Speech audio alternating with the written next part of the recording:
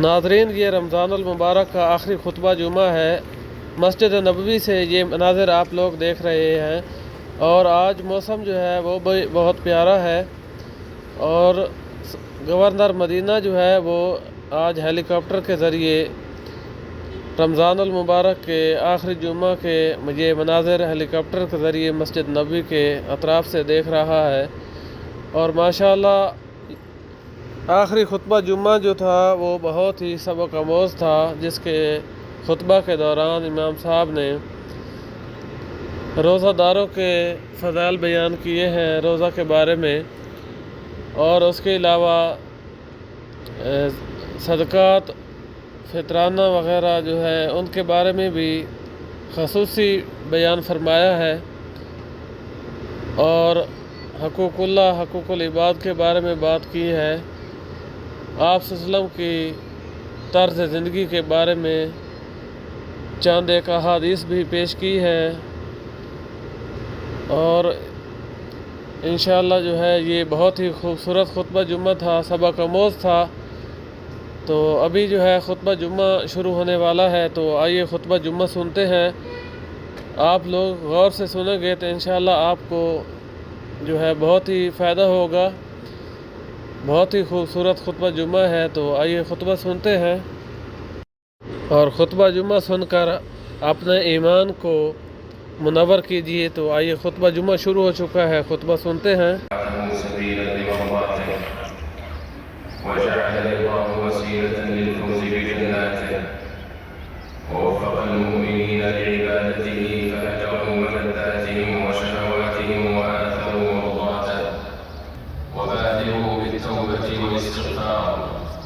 وسابقوا إلى مغفرة من ربكم وجنة عرضها السماوات والأرض أعدت للمتقين ألا وإن الأعمال بالخواتيم فاجتهدوا فما هي إلا أيام معدودة وساعات محدودة ويذهب التعب والنصب ويبقى الأجر إن شاء الله.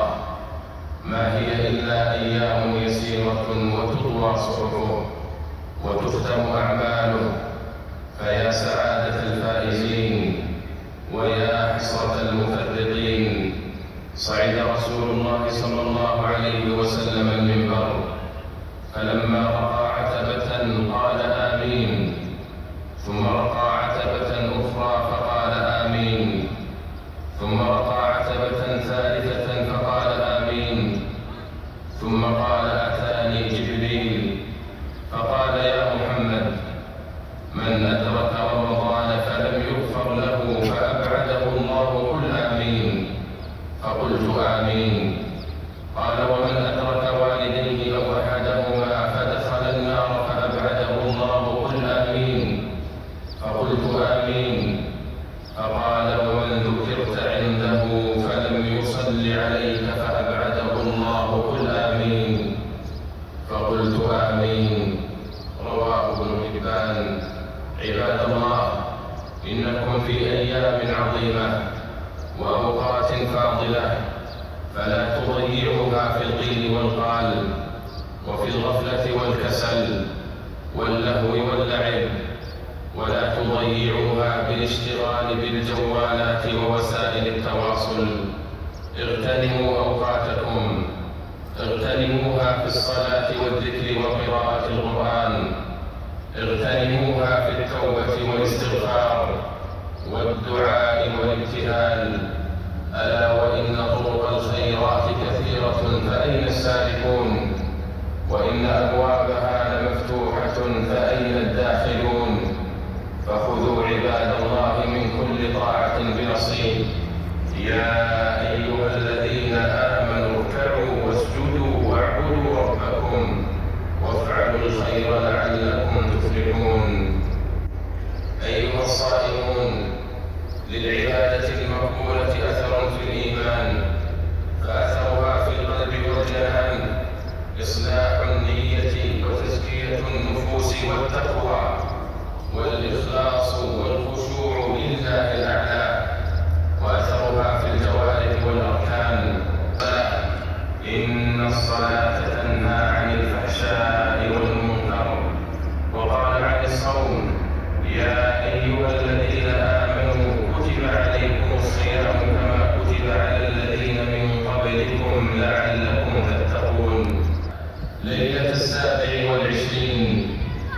عن أبي بن كعب رضي الله عنه أنه كان يقول في ليلة القدر: والله الذي لا إله إلا هو إنها لفي رمضان، يحلف ما يستثني، ووالله إني لأعلم أي ليلة هي الليلة التي أمرنا بها رسول الله صلى الله عليه وسلم بقيامها، هي ليلة صبيحة 27.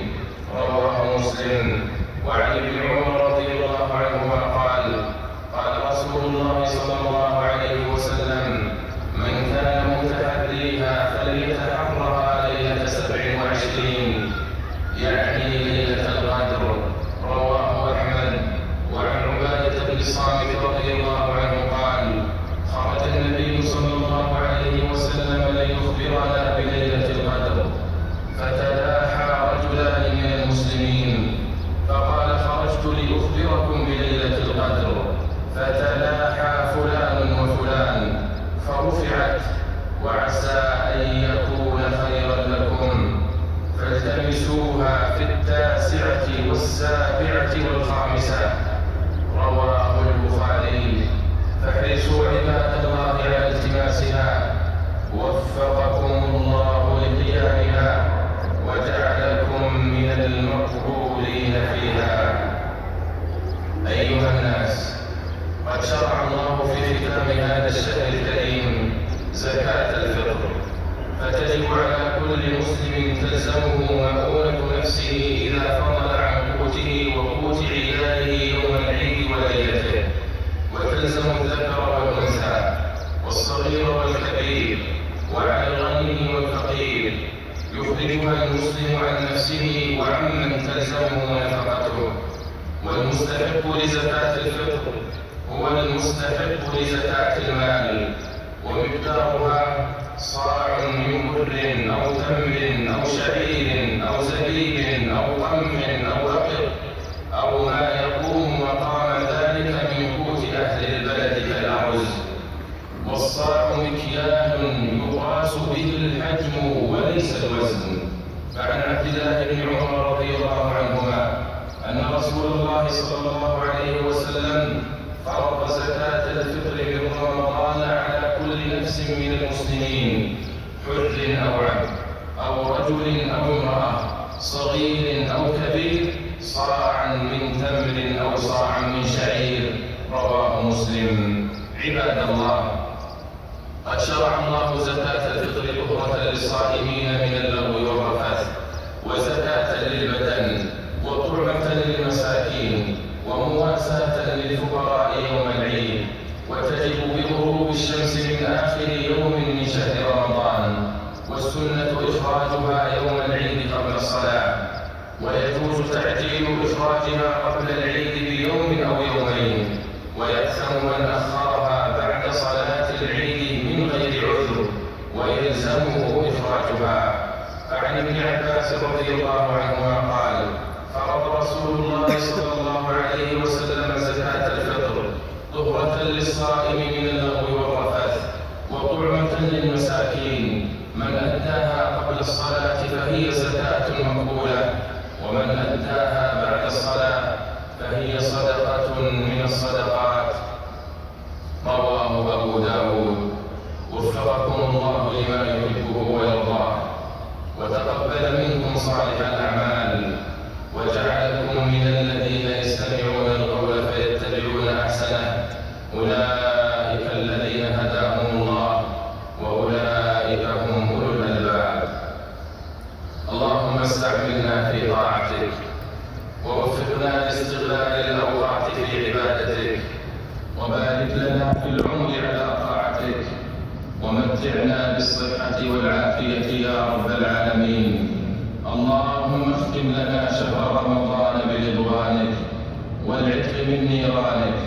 اللهم أعد علينا رمضان أعواما عديدة وأزمنة مديدة، ونحن في صحة وعافية وأمن وإيمان يا رب العالمين. اللهم إنك عفو تحب العفو فاعف عنا. اللهم اغفر ذنوبنا وزلاتنا، واستر عيوبنا وعوراتنا، وفتح وفرج همومنا ونفس كروبنا، واكلأنا بحفظك ورعايتك يا رب العالمين. اللهم حبب إلينا الإيمان وزينه في قلوبنا، وكره إلينا الكفر والفسوق والعصيان، واجعلنا من الراشدين. اللهم يا مقلب القلوب ثبت قلوبنا على دينك. اللهم يا مصرف القلوب صرف قلوبنا على طاعتك. ربنا لا تزغ قلوبنا بعد إذ هديتنا، وهب لنا من لدنك رحمة إنك أنت الوهاب. اللهم اغفر لنا ولوالدينا وللمؤمنين والمؤمنات. اللهم اشف مرضانا، اللهم اشف مرضانا، وعاف مبتلانا، وارحم موتانا يا أرحم الراحمين. اللهم أصلح أحوال المسلمين في كل مكان. اللهم أعز الإسلام والمسلمين، وانصر عبادك الموحدين، واجعل اللهم هذا البلد آمنا مطمئنا وسائر بلاد المسلمين. اللهم آمنا في أوطاننا، وأصلح أئمتنا وولاة أمورنا.